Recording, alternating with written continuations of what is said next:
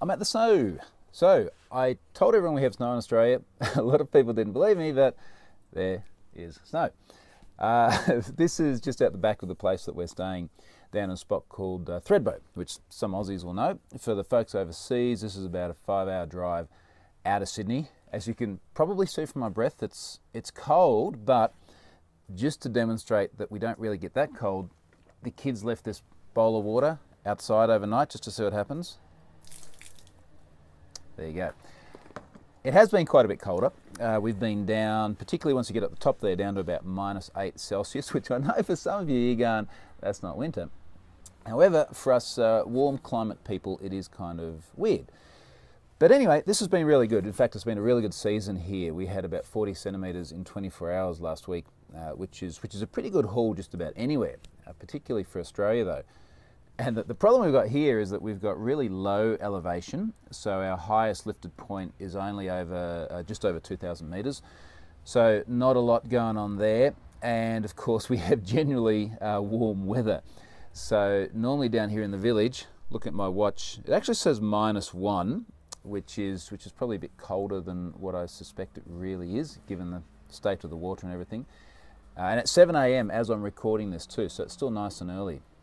You might actually see it's just started to snow a little bit too, which is kind of nice. You'll hear in the background there's like snowmobiles and stuff like that ripping past, which is about the only noise other than all the birds, because as you can probably see from the scenery there, and the bird that just kind of flew into view, it's a pretty peaceful little spot here. So I've spent most of the week just snowboarding, not actually doing much work, but I have done a few things. And in fact, what I thought I'd do is I'd touch on something I forgot last week, which was I did my Security Sense column. And I sort of did it at an odd time. I did it on the Saturday before I went away, and then kind of forgot to mention it, because it's normally something that I do sort of more in prime time during the middle of the week, but it was just that sort of busy period in the lead up to going away, so I got a bit neglected. And I wrote about, are we more secure today than yesterday? Now here's the significance of this. Particularly journalists love to ask these sort of binary questions, you know, like they want sound bites and quotes and things that they can put into stories that make good readership for the masses. And we'll be talking about the latest security thing, and they'll go, oh, you know, look, all this is terrible, all the hackers and the yada yada yada. Is it worse now than what it used to be? And by extension, is security worse now than what it used to be? And the thing with this, as I say in the story, is that you can really kind of cut it both ways. So on the one hand, some stuff is actually a lot better. So for example, think about things like the iPhone that I'm recording this on now. As I lock this device, after I finish recording, it's going to store everything fully encrypted by default on the local storage. No one is getting in there unless they go to some significant lengths which go well beyond the capabilities of the sorts of threat actors I'm worried about, such as my kids in there, who would like to get into the phone, or someone who steals it off a bar or pickpockets it or something like that. Enormously resilient to that sort of stuff, and as we saw from San Bernardino a little while ago, pretty bloody resilient against nation states as well. So we get that, and then my wife picks up the iPhone to organise getting a coffee with the other ladies from the school after they drop the kids off, and she uses WhatsApp. End-to-end encryption. They're just getting coffee, but they get end-to-end encryption. That is very, very good security. Now, when you look at it on that sort of, I guess with that view, we could go, well, security is actually a lot better. And then we look at it the other way and go, well, the other problem we're getting is that we have so many different mobile apps these days and so many different points of insecurity. And I say mobile in particular because mobile is very good at hiding egregiously bad security practices. It's very good at hiding lack of transport layer security, for example, so submitting credentials with no HTTPS. Very good at hiding mistakes such as the client app no longer validating the certificate that's being served up. I have seen a bank do this. It's very good at all sorts of other egregiously stupid things, insecure indirect object references. For example, you see a number and you add one, oh, there's someone else's data. Very good at hiding all that stuff because you don't see it in the URL. It's just that little bit harder to tamper with. So that side of things is worse. And then we get into IoT, and holy crap, IoT.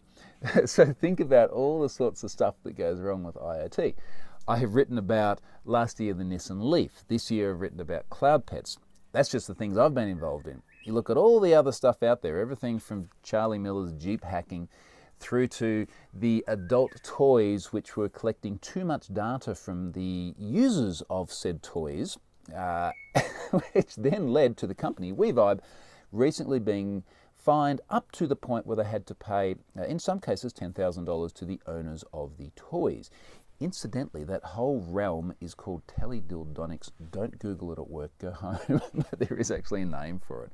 And and I didn't mean to go there, but while we're there is actually a dedicated Twitter account that just tests these devices, and it's called Internet of Dongs.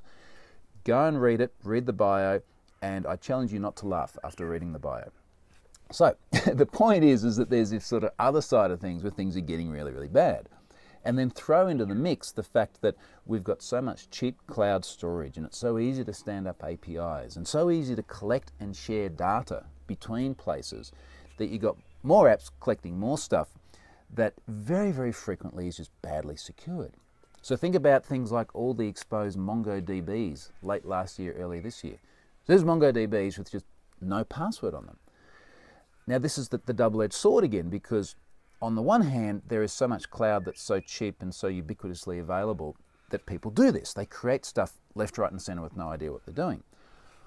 On the other hand, for someone like me building a service like Have I Been Pwned, it is so easy to secure that thing compared to the way it would have been, say, 10 years ago, where I would have had to have managed my own server as well as done everything else that I do. You know, that's the paradox again, right? There's the two sides. So the question about are we more secure today than what we were yesterday is not a good question, because the answer is that we're differently secure. Some good stuff, some bad stuff. That was that one. Now, while I'm talking about Security Sense, the other reason, or in fact the reason I started thinking about it, was that I did do a Security Sense piece which I pushed out on Wednesday. And this piece was around the terrible security practices becoming indistinguishable from parody. Now this did relate to an incident during the week where there was an account called Police Scotland, and Police Scotland tweeted something kind of inane about security. In fact, it was inane about HTTPS. And this was in a week where I had seen Virgin Media also tweet something inane. And in fact, I'll explain Virgin Media because that's sort of the chronology of it. Virgin Media had responded to someone who'd said, hey, you guys are doing a crap job of your passwords because they limit the password length to 8 characters. And they came back with one of these sort of bullshit responses of 10 characters is sufficient, or it's satisfactory, or some sort of throwaway, ridiculous statement, which of course is totally out of sync with reality. And of course I shared that, as I'm prone to do, and many people jumped on their bandwagon and said, bad Virgin Media.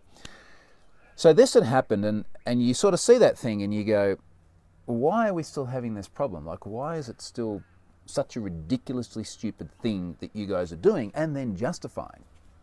And then we have Police Scotland come along and tweet this thing which effectively said, look, you only need HTTPS for credit cards and logins. And of course I duly shared that as well because that was an equally stupid thing.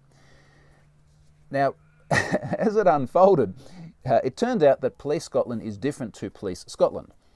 And in case that sounds confusing, it is. Because the original account that tweeted turned out to be a parody account. And the problem is it was quite a well-orchestrated parody account for a couple of reasons. So one is that they used different cases in Police Scotland's name. And so they had a capital P for police, capital S for Scotland. No problems there. The thing that wasn't immediately obvious is that they used a capital I for the L's in both police and Scotland. So when you look at it, you're not realising that it's a typo. Now, the real Police Scotland account was spelled correctly, all lowercase. The accounts had identical avatars on them, identical descriptions on the accounts, other than the fact that the non-legit one started with I think it started with unofficial as opposed to official. Certainly didn't say it was a parody account or anything like that. And then the non-legit one as well. If you have a read through the timeline, they're retweeting the legit one. So they've actually got legit stuff on the... Anyway, you get what I mean. So that turned out to be a parody, and I sort of quickly put out a tweet and said, oh yeah, by the way, that's a parody, the penny had dropped. But the thing that sort of got me more than anything was that here was a parody account saying something stupid. And frankly, I didn't know if it was real or not, because the stupid thing they were saying is exactly the sort of stuff that real organisations that aren't parodies continue to say. And it just sort of got me thinking about this whole thing of how terrible security, as per the title. It's a bird right there.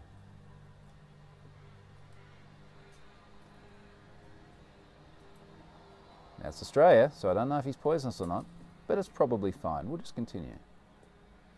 Anywho, so the point is, it got me thinking about this thing where the terrible security stuff is just indistinguishable from the parody.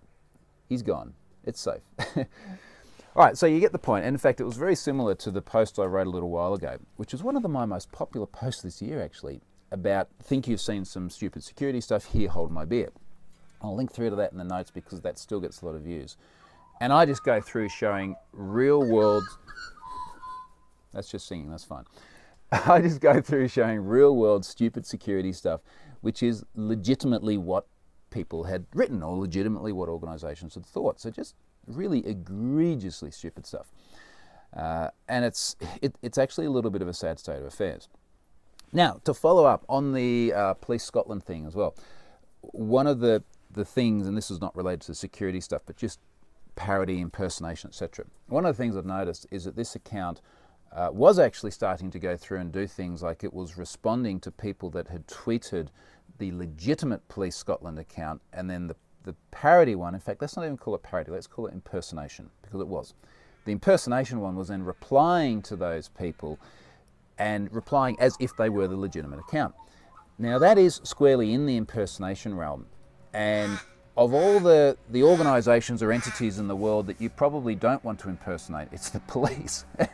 So, as it turns out, it looks like a number of people went and submitted that account and sort of submitted to Twitter as impersonation. I noticed just before I came to record this that someone did get a reply from Twitter and say, yes, we have identified that this account is impersonating someone else, and they will take action.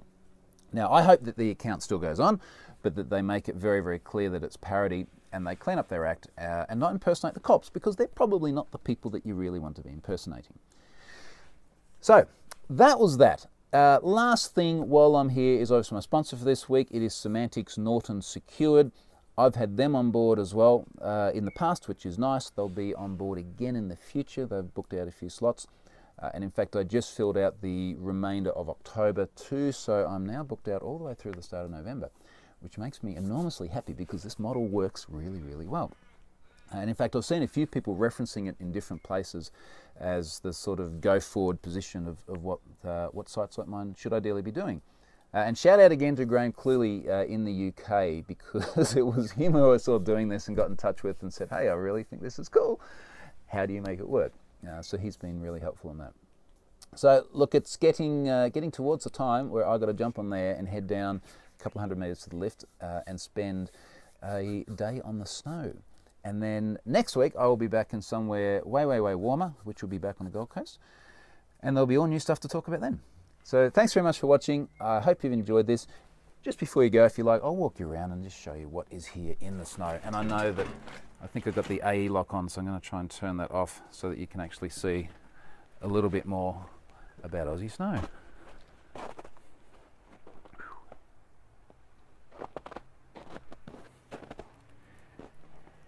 And it's actually really kind of neat to be able to sit outside in the sun, in the snow, and have a beer, which hopefully, if it clears up today, is exactly what I'm going to be doing. Thanks for watching, guys.